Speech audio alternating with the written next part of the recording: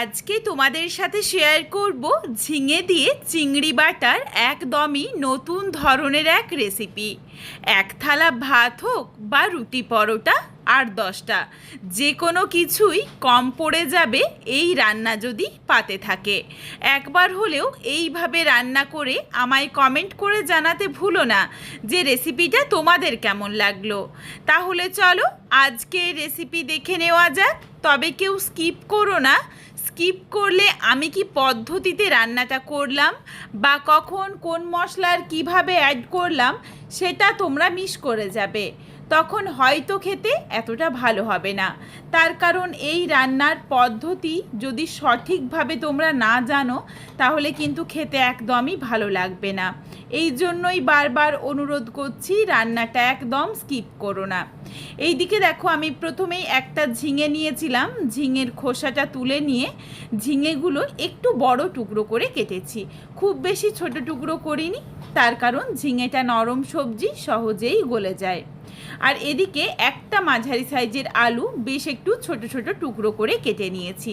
ঝিঙের থেকে কিন্তু আলুটা বেশ অনেকটা ছোট টুকরো করতে হবে, তার কারণ আলুটা ভাজতে বা সেদ্ধ হতে একটু সময় লাগে। এরপর এখানে আমি 100 গ্রাম চিংড়ি মাছ নিয়েছিলাম। মাছের খোসাটা ভালোভাবে ছাড়িয়ে নিয়ে মিক্সিং জারের মধ্যে দিয়ে জল ছাড়াই এটাকে বেটে নেব। এক ফোঁটা জলও কিন্তু এতে ব্যবহার করা যাবে না।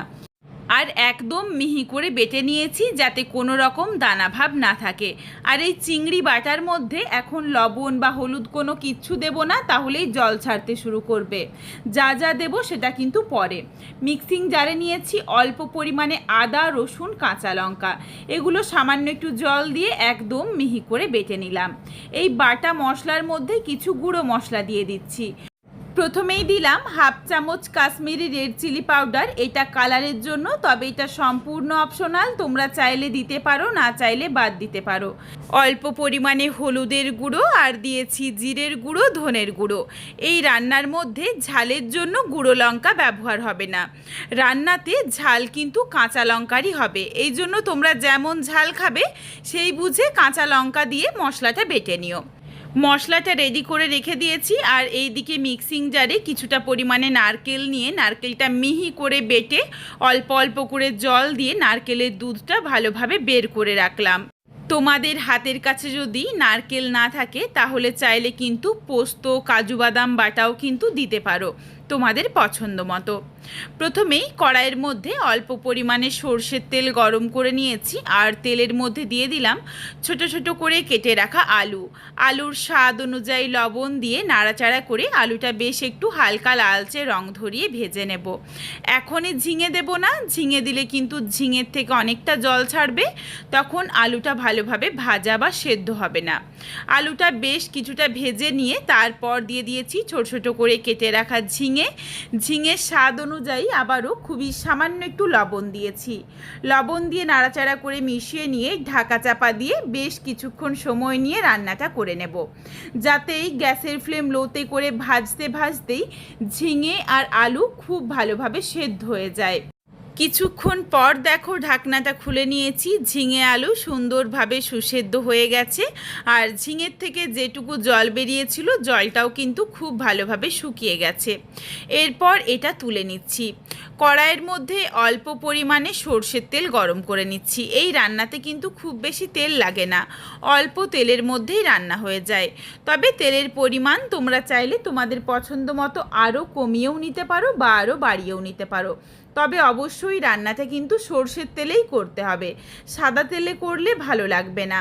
তেল গরম হয়ে গেলে ফোড়নে দিয়েছি তেজপাতা আর গোটা গরম মশলা, যার মধ্যে রয়েছে ছোট এলাচ, লবঙ্গ, দারচিনি।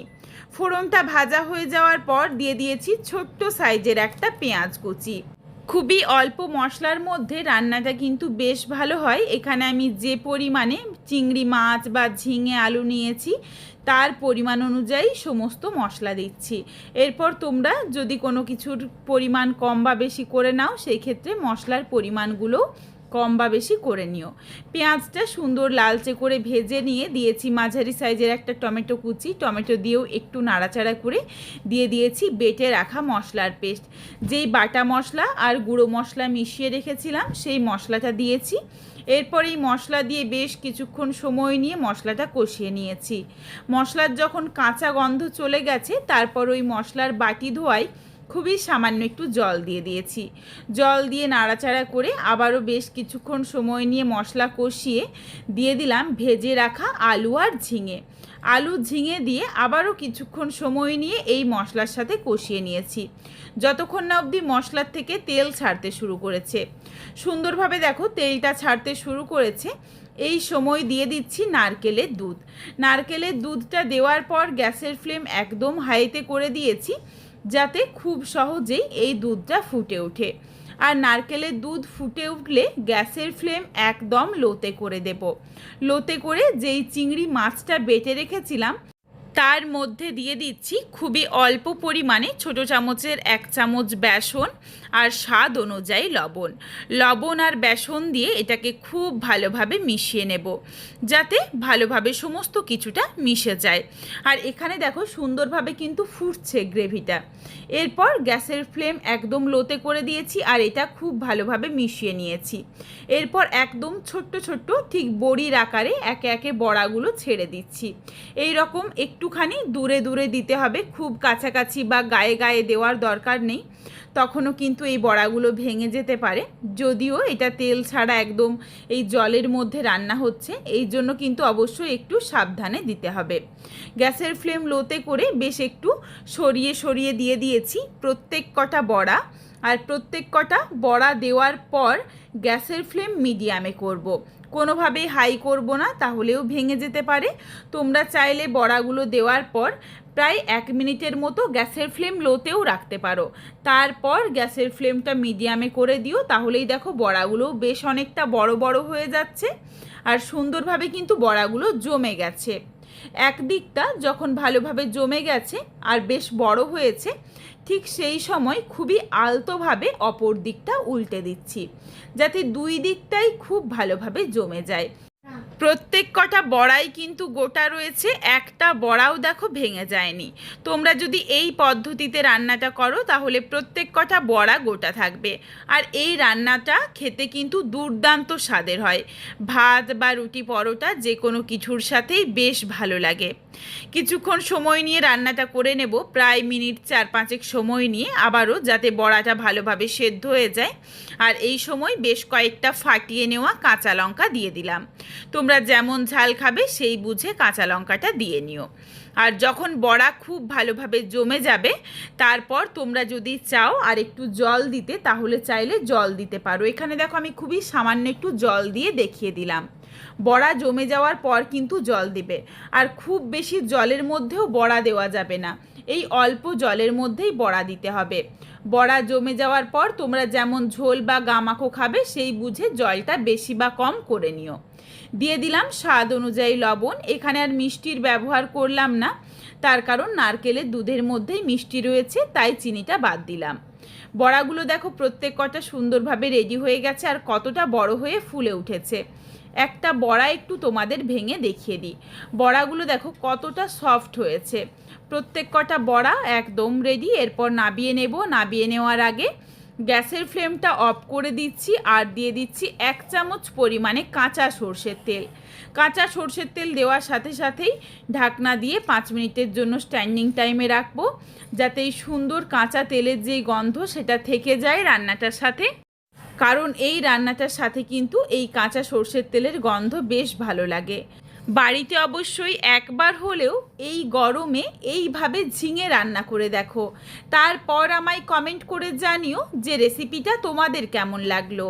রেসিপিটা তোমাদের যদি ভালো লাগে তাহলে লাইক করো, শেয়ার করে বন্ধুদের দেখার সুযোগ করে দিও। তোমরা যদি আরও এই ধরনের নিত্য নতুন ঘরোয়া রেসিপি দেখতে চাও তাহলে অবশ্যই আমার চ্যানেলটিকে সাবস্ক্রাইব করে পাশে থাকা বেলটি অন করে অল নোটিফিকেশন অন করে দিও, যাতে আমার প্রত্যেকটা রেসিপির নোটিফিকেশন সবার প্রথমে তোমাদের কাছে পৌঁছে যায়। আবারও খুব শীঘ্রই হাজির হচ্ছি ঘরোয়া নতুন কোনো এক রেসিপি নিয়ে। পরবর্তী রেসিপি দেখার আমন্ত্রণ রইল। পুরো ভিডিওটা দেখার জন্য অসংখ্য ধন্যবাদ। তাহলে আজকে আসি, সবাই ভালো থেকো, সুস্থ থেকো। আবারও শীঘ্রই দেখা হচ্ছে কিন্তু ঘরোয়া নতুন কোনো এক রেসিপির সাথে।